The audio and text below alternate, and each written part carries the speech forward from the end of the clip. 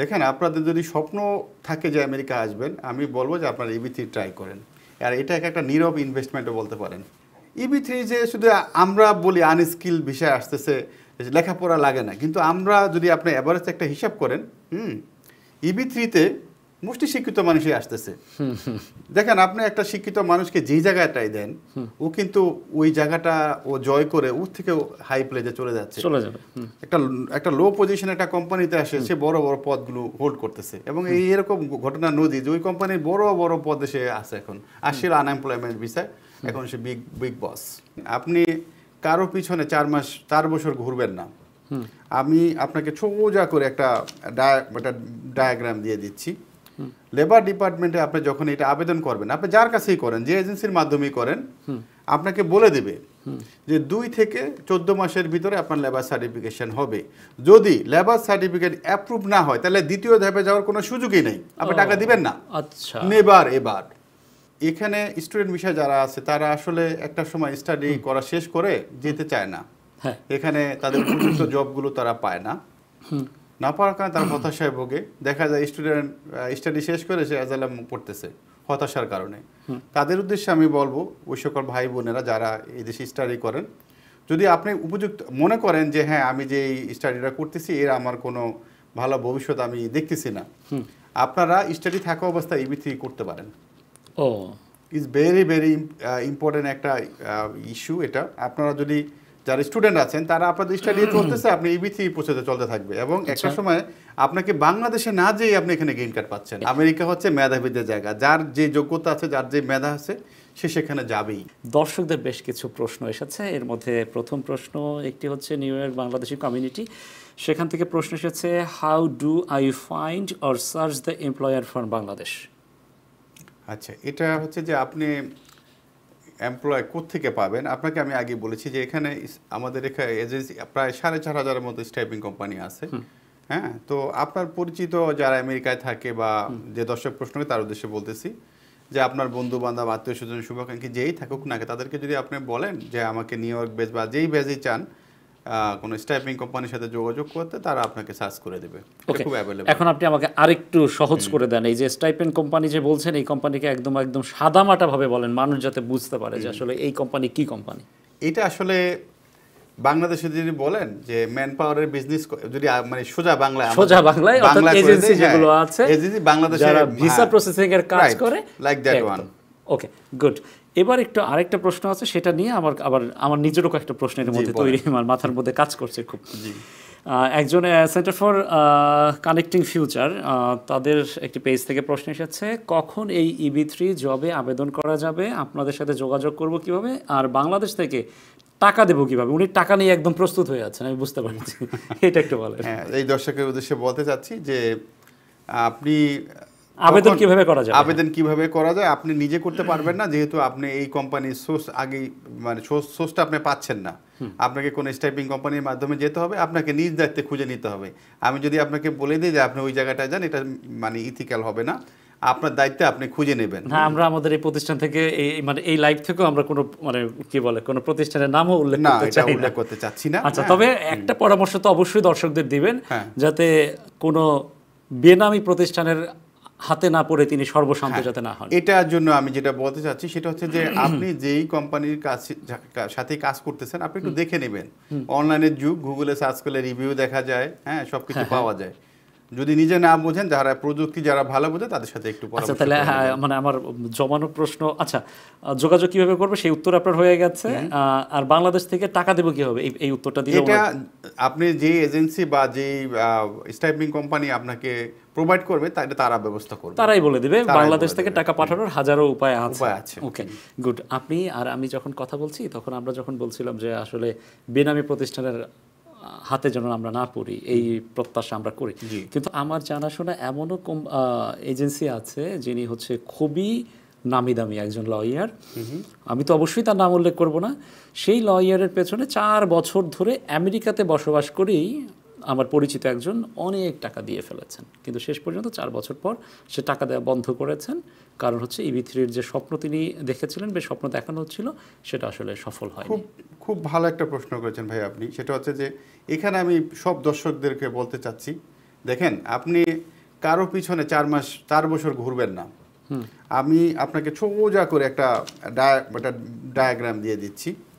Labour ডিপার্টমেন্টে আপনি যখন এটা আবেদন করবেন, আপনি যার কাছেই করেন, যে এজেন্সির মাধ্যমেই করেন, আপনাকে বলে দেবে যে 2 থেকে 14 মাসের ভিতরে আপনার লেবার সার্টিফিকেশন হবে। যদি লেবার সার্টিফিকেট অ্যাপ্রুভ না হয় তাহলে দ্বিতীয় ধাপে যাওয়ার কোনো সুযোগই নেই, আপনি টাকা দিবেন না। আচ্ছা, নেবার এবার খুবই গুরুত্বপূর্ণ, আরো একবার শুনতে চাই। হ্যাঁ, আমি বলতেছি আপনি যখন আবেদনটা করছেন, লেবার ডিপার্টমেন্ট থেকে আপনাকে অ্যাপ্রুভাল না দিলে 2 থেকে 14 মাসের মধ্যে ধরে নেবেন আপনার এটা হচ্ছে না। সুতরাং দ্যাট মিন্স আপনার সেকেন্ড ধাপে দেওয়ার দরকার নেই। এখন এই যে 2 থেকে 14 মাস পর্যন্ত যে আমি অপেক্ষা করলাম, যে কোম্পানির আওতায় থেকে আমি অপেক্ষাটা করলাম, সেই কোম্পানি যে আমার কিছু টাকা নিয়ে নিয়েছে, সেই টাকার লোভেও তো আবার অনেকে না আরেকটু প্রসেস আগে, এই কাজটা কেউ করবেন না, এটা ভুল। আপনি লেবার ডিপার্টমেন্ট থেকে অ্যাপ্রুভ হওয়ার পরেই আপনি জানতে পারলেন যে আপনি লেবার ডিপার্টমেন্ট আপনাকে অ্যাপ্রুভ করেছে, দেন আপনি যাচ্ছেন ইমিগ্রেশন সেক্টরে, মানে আপনি গ্রিন কার্ডের দিকে যাচ্ছেন। আমি বাংলাদেশে বসে যখন আবেদনটা করছি তখন তো আমি একদমই অন্ধ, আমি চোখের সামনে তো কিচ্ছু নাই। তো আমি কিভাবে বুঝবো 12 থেকে 14 মাসের মধ্যে কিছুই হলো না, তারা যদি আমাকে গোপন করে না আর 6 মাসের মধ্যে হবে আর 3 মাসের মধ্যে হয়ে যাবে? এটা যদি করে তখন আপনি বুঝে নেবেন যে আপনি ভুল হতে যাচ্ছেন। ওকে, আর এই যে আবেদন করা, তারপরে এটা অ্যাকসেপ্ট হলো কি হলো না, এই বিষয়গুলো কি প্রত্যেকটা কোম্পানি কি বাধ্যগত যে আমার যে কর্মী বা যে আবেদনটা করছে তাকে ইনফরমেশনটা 100% নথিগুলো আপনাকে সরবরাহ করবে? ইভেন দো আরো মজার ব্যাপার আছে, আপনি যদি 2023 জুনের পরে অ্যাপ্লাই করে থাকেন তাহলে আপনারটা আপনি অনলাইনে দেখতে পারবেন। আপনি যখন I-140 যাচ্ছেন, লেবার ডিপার্টমেন্ট থেকে অ্যাপ্রুভ হওয়ার পর I-140 আপনি ইমিগ্রেশন প্রসেসে যাচ্ছেন, তখন আপনার নিজের কেস স্ট্যাটাস দেখার জন্য তো আপনার মোবাইলেই আছে, আপনি তো কেস নাম্বার নাম বের করে দেখতে পারেন।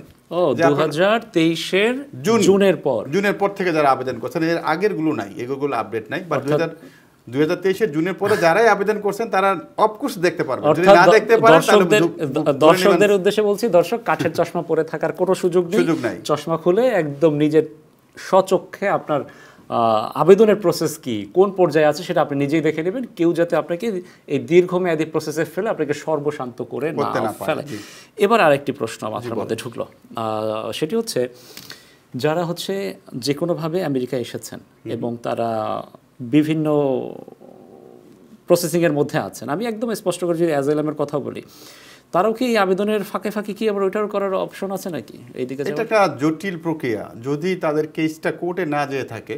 হ্যাঁ, ধরেন আপনি অ্যাজাইলাম করলেই তো আপনার কেসটা কোর্টে চলে যাচ্ছে না, ওটা যাওয়ার আগ পর্যন্ত আপনি করতে পারেন, বাট এটা আমরা কাউকে প্রোভাইড করি না, কারণ বলা যায় না তো আপনাকে কখন, আপনি 4 বছর সময়, এর ভিতরে আপনার কেসটা চলে যেতে পারে কোর্টে। সো দ্যাট আমরা তাদেরকে এনকারেজ করি না, করতে পারে তাদের অ্যাটর্নির সাথে পরামর্শ করে।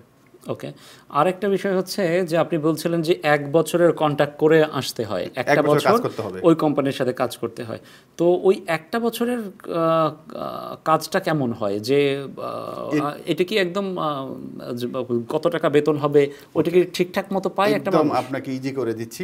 আপনি যখন লেবার ডিপার্টমেন্ট থেকে অ্যাপ্রুভালটা পাচ্ছেন, তখন আপনি জানতেছেন আপনি কোন কোম্পানিতে যাচ্ছেন, আপনার স্যালারি কত, এবং এই কোম্পানিটা কি কাজ আপনাকে দিয়ে করাবে, সেই কোম্পানিটা কোথায় আছে, এভরিথিং। আচ্ছা, একটু আবারও দর্শকদের প্রশ্ন নিতে চাচ্ছি যে এই মুহূর্তে আরও বেশ কয়েকজন দর্শক এর মধ্যে আমাদের সঙ্গে যুক্ত হয়েছেন। এর মধ্যে অ্যাডভোকেট আকরামুল রবি, তিনি লিখেছেন খুব ভালো লাগলো, ভালোই হচ্ছে, ধন্যবাদ।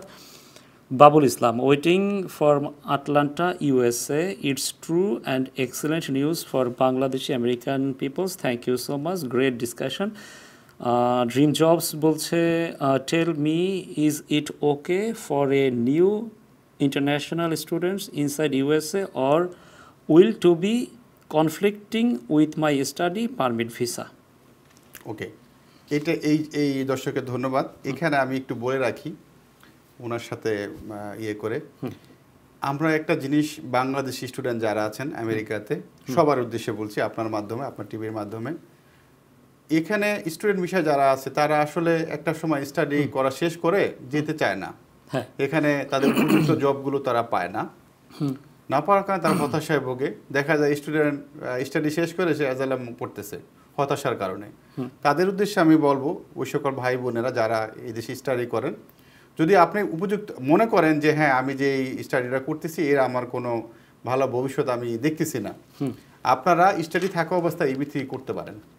ও ইজ ভেরি ভেরি ইম্পর্টেন্ট একটা ইস্যু এটা। আপনারা যদি যারা স্টুডেন্ট আছেন তারা আপনাদের স্টাডি চলতেছে, আপনি EB3 প্রসেসে চলতে থাকবে এবং একটা সময় আপনাকে বাংলাদেশে না যেয়ে আপনি এখানে গ্রিন কার্ড পাচ্ছেন। ওকে, তো এখন যে স্টুডেন্ট তার তো নিজেরই পড়ালেখার খরচ সামলাতেই তার কষ্ট হয়ে যাচ্ছে, তারপরে আবার EB3-র মধ্যে আসলে আবার একটা খরচ, সেটা কি? আমি তো আগেই বলেছিলাম ভাই, EB3-র সূত্রটাই হচ্ছে দুইটা, ধৈর্য এবং টাকা। যে দুইটা না থাকলে তো এখানে কিছু করার নেই, অর্থাৎ আমি শুরুতেই বলছি কথাটা। তবেই আপনার এই যে ড্রিম জবস যেখান থেকে এই প্রশ্নটা এসেছে সেখানে আপনি সাধুবাদ জানাচ্ছেন, যে চমৎকার একটি প্রশ্ন, যে আমার পড়ালেখাও চলতে থাকলো এবং আমার নিজের ভবিষ্যৎটাও আমার জন্য গ্রিন কার্ড ওয়েট করতেছে। আর একটা বছর আপনাকে কষ্ট করে ওই কষ্টের কাজটা করতে হবে, আপনাদের আপনি সারা জীবনের জন্য আপনার ড্রিম লাইনে আপনি চলে যাবেন, আপনার কোয়ালিটি আছে, আপনি আপনার জায়গায় চলে যাবেন। আমেরিকা হচ্ছে মেধাবীদের জায়গা, যার যে যোগ্যতা আছে, যার যে মেধা আছে, সে সেখানে যাবেই, তাকে আর মানে পেছন থেকে মানে টেনে ধরার সুযোগ নাই। আচ্ছা, এখন আমি EB3 ভিসা কিভাবে করতে হবে, কিভাবে আসতে হবে, কিভাবে মানুষ প্রতারিত হয়, প্রতারণা ঠেকানোর জন্য কি করতে হবে সব নিয়ে আলোচনা হলো। এবার EB3 ভিসা নিয়ে অলরেডি আমি আমেরিকায় পা দিয়েছি, এখন আমার কি করণীয়? ওকে, আপনি ফার্স্ট অফ অল আপনি যখন EB3 ভিসা নিয়ে এখানে চলে আসেন, ওয়েলকাম টু আমেরিকা, আপনাকে যেটা করতে হবে, আপনাকে নিজ জব স্তরে চলে যেতে হবে, যেখানে আপনার জব রেডি করা আছে, আপনার ওয়েজেস, আপনার বেতন রেডি করা আছে, জব রেডি করা আছে, কোম্পানি আপনার জন্য অপেক্ষা করছে, অনুগ্রহ করে আপনারা অবশ্যই সেখানে যাবেন। হ্যাঁ, এবং কষ্ট হলো 1 বছর সেখানে কাজ করবেন, আপনি ফ্রি করতেছেন না, আপনি কন্ট্রাক্ট ফর্মে সাইন করে আসছেন যে আপনার বেতন $16, আপনাকে $16 দিবে, 1 টাকা কম দিবে না, সুযোগ নাই। সো দ্যাট একটু কষ্ট হলো, দেখা যায় যে মোস্টলি যেটা হয় যে নিউ ইয়র্কে আসলে এরা কাউন্টি ছেড়ে যেতে চায় না। ও মাই গড, এখানে এত আলো, বাতাস, সারাক্ষণ চাকচিক্য। আমি ওই একটা আমেরিকা তো একটা নিরিবিলি জায়গা, শুধু নিউ ইয়র্কের বাইরে গেলে দেখবেন যে একদম লোকশূন্য, মনে হবে যে মানুষ নাই। হ্যাঁ, তো ওই জায়গাটা, ওই পরিবেশটা অনেকে নিতে চায় না। হ্যাঁ, আমরা আর বাঙালিরা তো একটু উৎফুল্ল জাতি, তারা একটু চা খাইতে চায়, একটু গল্প করতে চায়, গসিপিং, মিছিল করা, হ্যাঁ, ক্লাউডি পছন্দ করে, এটা তাদের জন্য একটু চ্যালেঞ্জ। বাট আমি সবাইকে বলবো, ভিসা হয়ে যাওয়ার পর অফকোর্স আপনারা জবের স্থানে যাবেন। আর না গেলে কি হয়, এই কথাটা আমি একটু বলে রাখি। আপনি একটু মাঝখানে একবার বলতেছিলেন যে আসার পরে যায় না, তখন কি হয়? আমেরিকাতে দেখেন আপনি গ্রিন কার্ড নিয়ে চলে আসছেন, আপনাকে তো ঘাট ধরে কেউ বের করে দিতে পারবে না, কারণ আপনি লিগাল ওয়েতে আসছেন। এখন আপনি আপনার জবের জায়গাটা যাচ্ছেন না, এর ইম্প্যাক্টটা যায় পড়বে কখন? আপনি যখন সিটিজেন হতে যাবেন, জীবনও সিটিজেন হতে পারবেন না, জীবনও না। এবং আপনার ওই 10 বছর যে গ্রিন কার্ডের মেয়াদ আছে, ওই মেয়াদটা যখন সম্পূর্ণ হয়ে যাবে, যখন আপনি রিনিউয়ালে যাবেন, তখন আপনার এই জবাবদিহিতার কারণে আপনাকে রিপোর্ট করতে পারে। সো দ্যাট যারা বিগিনার, যারাদের ভিসা হয়ে গেছে, যারা আসতেছেন, তাদের কাছে আমি মানে রিকোয়েস্ট করতেছি আপনাদের ভালোর জন্য, অফকোর্স আপনি যে কন্ট্যাক্ট করে আসছেন, যে প্রতিশ্রুতি দিয়ে আমেরিকাতে আসছেন, যে কোম্পানির সাথে প্রতিশ্রুতি দিয়েছে, তাদের সাথে অফকোর্স ওই প্রতিশ্রুতি ভঙ্গ করবেন না, করবেন এর ইমপ্যাক্ট আপনাকে সারা জীবন ক্যারি করতে হবে। ওকে, তো আমার যে কোম্পানি হচ্ছে কর্মী সংকটে ভুগছিল, আমাকে এনে তারা কর্মী সংকট দূর করলো, ভালো কথা। তো এই আমাকে গ্রিন কার্ড দেওয়া হচ্ছে কত বছরের? আর কোম্পানির সাথে আমার মাত্র 1 বছরের চুক্তি। গ্রিন কার্ড অ্যাজ ইউজুয়াল 10 বছরের জন্য দিয়ে থাকে সবাইকে। আর কোম্পানি আমাকে 1 বছর পর রিলিজ দিয়ে দেবে। আপনাদের মন চাচ্ছে, আপনি যদি আবার কেউ দেখা যায় ওই কোম্পানিতে একজন সাধারণ এমপ্লয়ি হিসেবে আসে, সে জিএমও হয়েছে, আচ্ছা, কোম্পানির বড় বড় পদগুলো হোল্ড করছে। কারণ ওই যে আপনাকে আগেই বললাম, আর একটা মজার কথা বলি, EB3 যে শুধু আমরা বলি আনস্কিল বিষয় আসতেছে, লেখাপড়া লাগে না, কিন্তু আমরা যদি আপনি এভারেজ একটা হিসাব করেন, EB3-তে মোস্টলি শিক্ষিত মানুষই আসতেছে। দেখেন, আপনি একটা শিক্ষিত মানুষকে যেই জায়গাটাই দেন, ও কিন্তু ওই জায়গাটা ও জয় করে ওর থেকে হাই প্লেজে চলে যাবে। একটা লো পজিশনে একটা কোম্পানিতে আসে, সে বড় বড় পদগুলো হোল্ড করতেছে। এবং এরকম ঘটনা নদী, যে ওই কোম্পানির বড় বড় পদে সে আছে, এখন আসছিল আনএমপ্লয়মেন্ট ভিসায়, এখন সে বিগ বস। ওকে, তো EB3-র যে আমরা বারবার খালি সবাইকে দূরে ঠেলে দিচ্ছি, ওই যে গ্রামে পাঠিয়ে দিচ্ছি, সেই জঙ্গলের মধ্যে পাঠিয়ে দিচ্ছি, EB3-র অপশন নিউ ইয়র্কে নাই এখন খুব একটা না। কারণ নিউ ইয়র্কে এই কথা একটু আপনাকে বলি, আমি আগেই বলেছিলাম যে কোম্পানিগুলো আপনাকে এমপ্লয়ি পায় না বিদায় তারা বারবার প্রতিক্রিয়া দিচ্ছে। কিন্তু আপনি এটা যদি নিউ ইয়র্কের বাস্তবতা বলেন যে এখানে লোক পাওয়া যায় না, এটা বিশ্বাসযোগ্য না। লেবার ডিপার্টমেন্ট কথা আমি নিজেই বিশ্বাস করি না। ATV USA, বিশ্বজুড়ে বাঙালিয়ানা।